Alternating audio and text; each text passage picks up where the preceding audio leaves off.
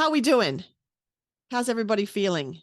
The sense I'm getting from my coaching clients is that, things are kind of everybody's being pushed to the limit at the moment. So I wanted to talk a bit about um, your competing priorities and the different roles that we play in our lives.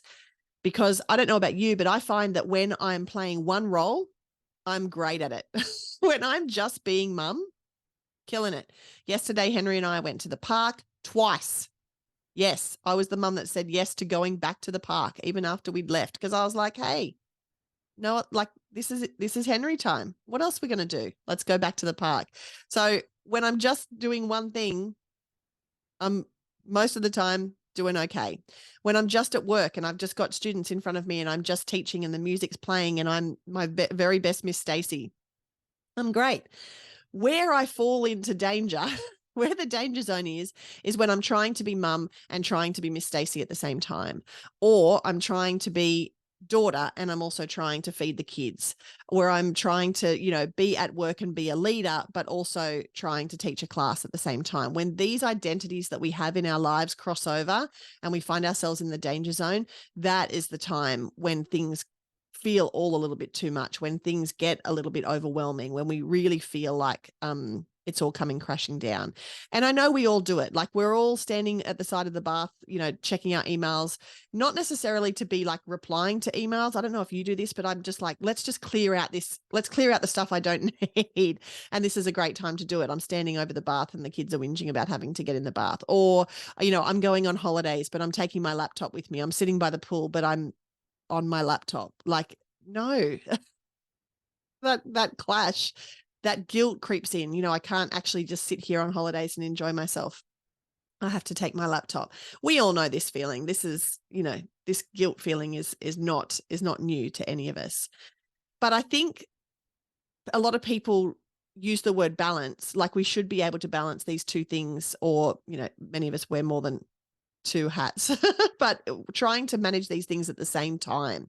And when we feel like when it doesn't happen, and when we find ourselves in the danger zone, we start beating ourselves up about not being able to do it, or not being great at it, or, it not being this ideal that we were promised, right? So I really want you to think about, as we head into the end of the financial year, we're heading into school holidays, I want you to think about ways in which you can separate the identities that you have, separate the roles that you play, in order to make sure that you are giving yourself space and time in each of those identities to be your very best self without the two having to cross over.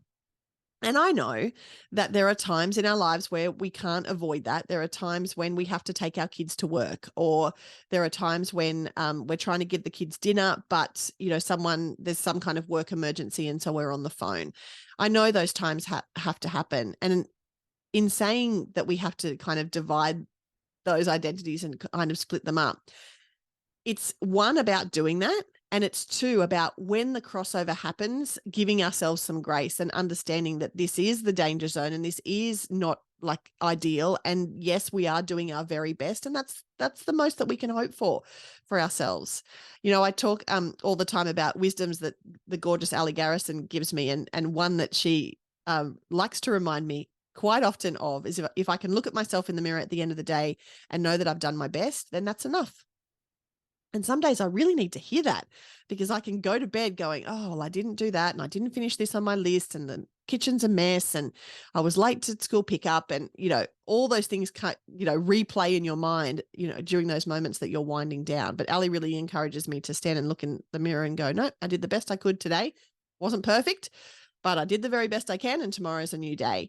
And so I really want you to think about those dueling identities that you have and ways in which they've crept up. Perhaps you've got something in mind that happened just this week. Perhaps something's, you've had one of those moments where you've been trying to do two things at once. And whilst they say that we're great at multitasking isn't actually productive. It's not helpful for anybody. When you are, checking your emails over the bath, and you're not paying full attention to the kids, and that's a pretty dangerous situation, but you're also not fully paying attention to the email that you've got on your phone either.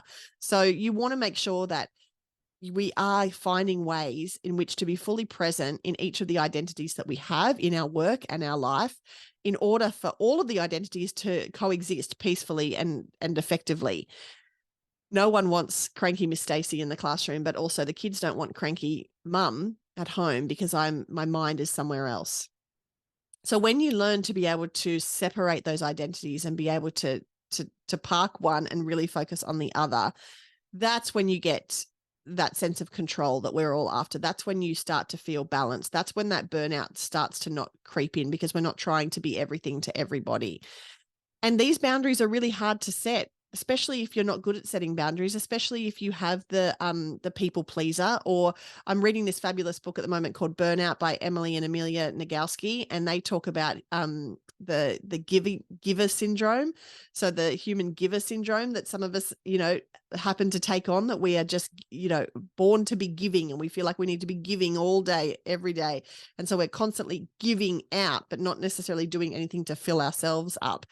And if you have that, and if you hear that and you think, oh, that's me, then that's okay. But it's all about being able to be self-aware, to be able to see when that's creeping in, to be able to see when that's taking over, and to be able to give yourself time where, yes, you can be giving, yes, you can be serving, yes, you can be doing those things that fill you up, but also time when you need to be able to recharge as well, because that recharge time is super important.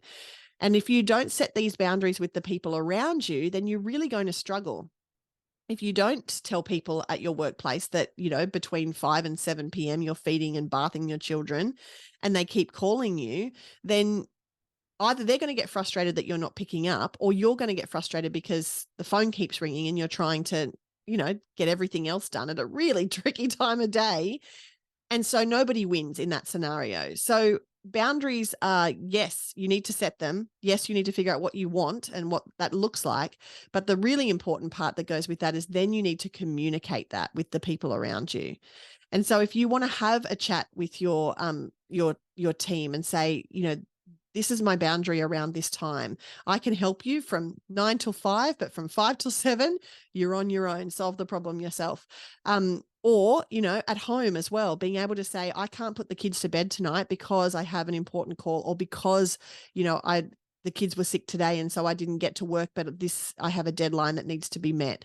So being able to communicate to the people around you exactly what you need, exactly what those boundaries are for you, is going to really set you up to, avoid those moments where you're in the danger zone, where you've got both identities that are trying to duel each other and trying to one up each other at the very same time. Now, I'm not saying that you don't get to take your laptop on a holiday, because let's be honest, it's very rarely that I leave the house without my laptop, let alone go on holidays.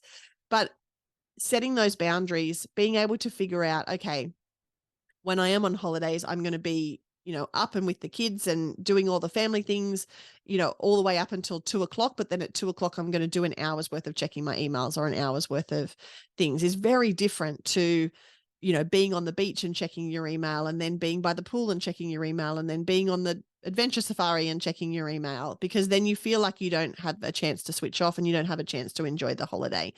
So please don't come at me with, I have to take my laptop on a holiday. I know you do. I do too. It's just about being able to set those boundaries and be really clear about when you're going to spend your time working and when you're going to spend your time wearing the other hats, the many other hats that you have. So I encourage you to go out into the world wearing the hats, but figuring out, how is it possible that I can just wear one hat at a time? And how can I communicate to the people around me that right now I'm wearing this hat, and later on I'm going to be wearing that hat? And trying to avoid the times where you've got two hats on your head, because that's not a good look for anybody. If you want to dive into this deeper, perhaps you feel like you don't have a sense of control at the moment. Perhaps you're feeling guilty when you're at work for not being at home. Perhaps when you're at home, you're being guilty for, not catching up on work. Perhaps you're one of those people that feels like you have a never-ending to-do list and you're never going to get to the end of it. Then Guilt Be Gone is perfect for you. It's $97. It's happening live over 2 nights, July 4 and 5. Guilt Be Gone. You can register now at simplystaceymorgan.com. Thank you so much for listening. If you enjoyed this episode, if you have people in your life who also wear many hats and perhaps they're struggling a little bit, take a screenshot of this episode, stick it on your Insta story, tag me, tag them, and encourage them to listen. If you can put the link there, that's even better. I would really, really appreciate that. Have the most wonderful day, and I'll talk to you next week.